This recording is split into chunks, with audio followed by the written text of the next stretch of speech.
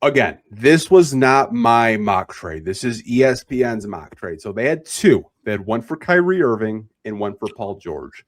We'll do the one for Paul George because I think it's actually probably the one that I think is probably the funniest to me.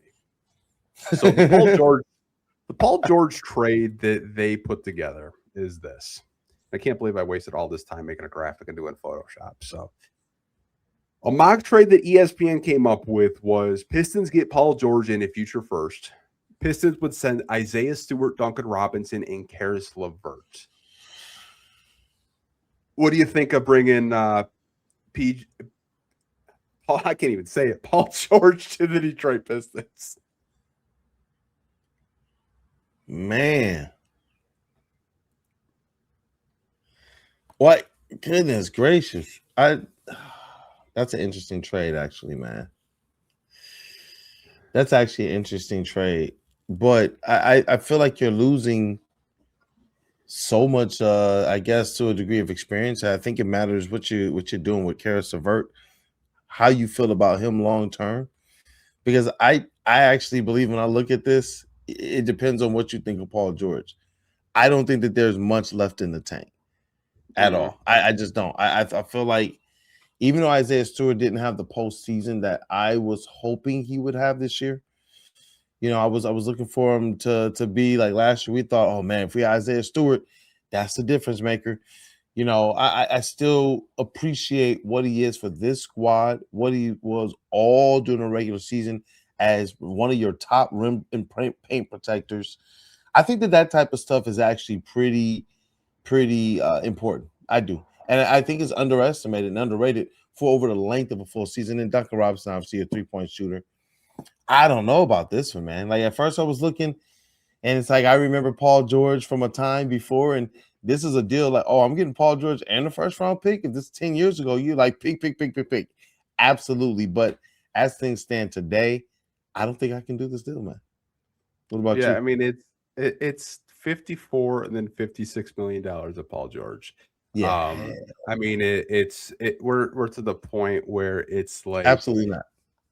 We're at PED Paul or PED PG-13. It's just like I think he had more podcasts hosted than games played at one point. Yeah, he got suspended and all that. It's just like, yeah, nah. Yeah, it's nothing like if this was 5 years ago, absolutely, I'd be all over bringing Paul George to the Detroit Pistons. But what you do lose is an elite rim protector and a backup center in Isaiah Stewart. You lose your best high volume 3-point shooter in Duncan Robinson. How are you going to replace that? And then you lose a guy in Karis LeVert, which I know Pistons fans have kind of like mixed feelings with Karis LeVert, but I actually thought he had a pretty solid playoffs. But the regular season was a whole different story. It was very up and down. But this is one mock trade with ESPN where I see why people are saying the fun ESPN because it's a really bad trade. It's really bad. Yeah, it's like I said, like my brain when it first saw it was like, oh wow, Paul, and then it's like, Paul George, like the guy's a dinosaur, man. Like I said, if this is 10 years ago, maybe like you said, even 5 years ago, maybe you're talking something different. But when a guy's getting suspended this late in his career for PEDs, it's just like, nah, what are we doing here? And they said, I didn't even know. I was like, yeah, right, man. Like, you need those P. Like, as soon as he came back, I was like, bro, why is he shooting like 60%? And I was like, yeah, 100%. It's got to be. He's got to be on drugs. There's no way. He's like doing these cross ups and he's playing back to back. So I was like, ain't no way, bro. Ain't no way. In the days of like load management, Paul George of all players is out here playing back to back. Ain't no way. So there was one more mock trade, and I see a lot of Pistons fans on the fence with this one. So this is for Kyrie Irving, which I feel like Kyrie Irving, like the whispers for him at ESPN have been like really, really quiet. Like certain hosts on certain podcast networks have kind of said like, you know, Cade would be perfect with Kyrie Irving. He'd be the perfect complementary piece, but the trade would be very similar. Isaiah Stewart, Karis LeVert, Ron Holland in this year's first round pick, which is 21st overall in 2026. This is one that I've actually seen, like you said, the discourse. You see people who, in a vacuum, they just believe it's the way to go. You figure out everything else later. But I don't know, man. I feel like when you're talking about your gritty guys on your squad, you're talking about Isaiah Stewart and you're talking about Ron Holland. To lose the character and identity of both of those guys in one trade for a Kyrie Irving, that's pretty daunting. Now, on the flip side, you're gonna have people who, I see Matthias in the chat. He says Stu was missing in the playoffs.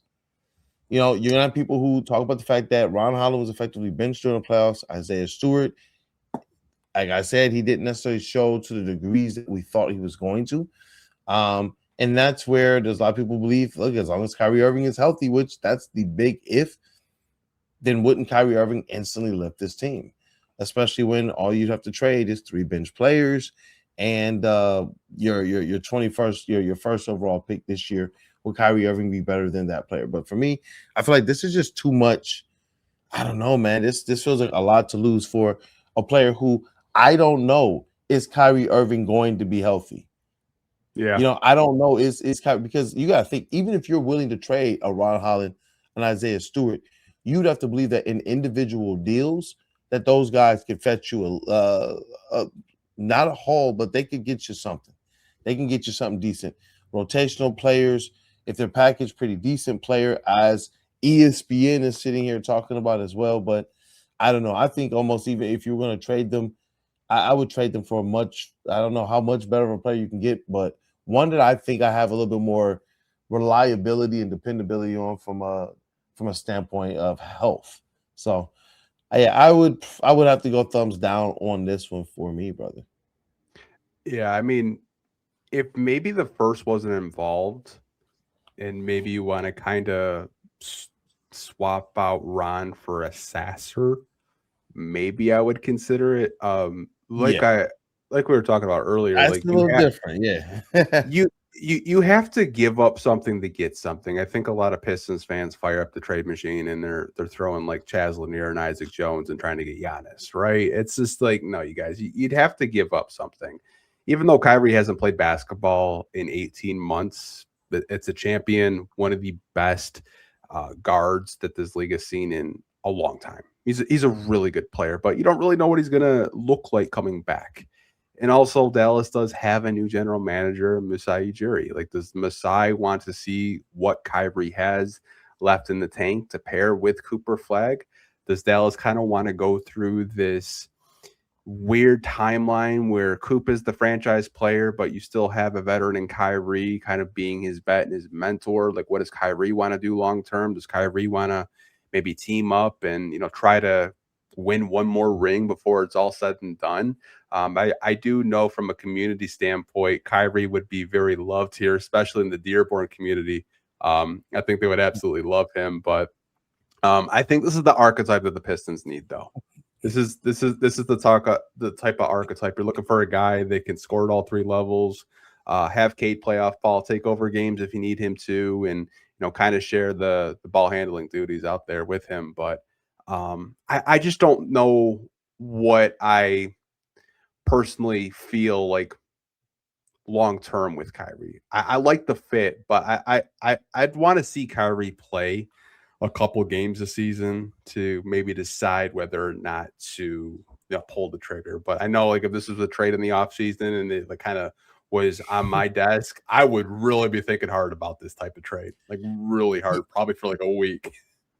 That's why I say in a vacuum, you think Cade, you think Kyrie, and you're thinking, you know what, this is a squad this is a backcourt that can do some damage. When you talk about putting Cade off ball and trusting completely the other player that has the ball in their hands, are there many players in the league that are potentially available that you trust more than a Kyrie Irving? And that answer is going to be a resounding no. Like I know that we can go through a list, but it's Kyrie Irving. And so it's like from that standpoint, in a vacuum, you 100% do this deal. Now, from a standpoint of what do you do to your team's regular season capability? So no matter how much people say what these players weren't in the postseason, which I want them to be able to show up during the postseason, you still need to field a team. You still have to have guys during the regular season. And you saw the pace at which the Pistons pushed. You're going to want to utilize that type of depth and have those types of rugged players to be able to help you get through the course of an 82-game season. And so from that standpoint, that's where I'm looking. I'm like, man, you're bringing in a lot of money when you're talking Kyrie Irving. Outgoing is some of your flexibility from a contractual standpoint. Obviously, we know though this Ron Holland. He has pretty soon he's gonna have a cap hold, as a number 5 overall pick. And this Pistons organization has been very, very kind of straightforward with how they handle these lottery picks that they had, because they had a flurry of them, which means we know this. You're not signing all of them unless some of them are just taking significantly less money than they think that they can potentially get. And Ron Holland's going to be one of those players that comes up with a very interesting case here. He is not like Marcus Sasser. Sasser might be able to go and get more, but it is not something to where his cap hold is going to be as astronomical as a Ron Holland. So there are some technical things that I think about when you see a trade like this. But like you said, I think you would have to tweak it just a little bit. Like instead of Ron Holland, if it was maybe a Sasser, maybe we'll look at it. If it's maybe even a future first and not this year's first, maybe that even enticed me a little bit more, especially if, like you said, we know that Kyrie's going to be good. That's something different. 1 year of Kyrie and Cade, that's ignorant. Like I can't even think about Kyrie drawing the entire defense in and them falling asleep on Cade Cunningham at the 3-point line. I just can't even think about that. Like that to me doesn't even make sense. Yeah, so I looked up his contract. It's actually not that bad. So he's on a $39 million deal going into this season, and then 42. So it's not. He'll be getting paid less than Durn. Yeah, man, you're gonna get people. You're gonna get people messed up in the comment section for that. I already know, man. Oh snap! Yeah, that's funny. You know what, dog? Oh man, this deal. I guess it's a deal you got to think about, though. I mean, like, even though he hasn't played basketball, I mean, it's a champion. It's Kyrie Irving, but I've seen a lot of Pistons fans like kind of pause because he hasn't played basketball in 18 months, and like, what does he actually look like? I'm not sure.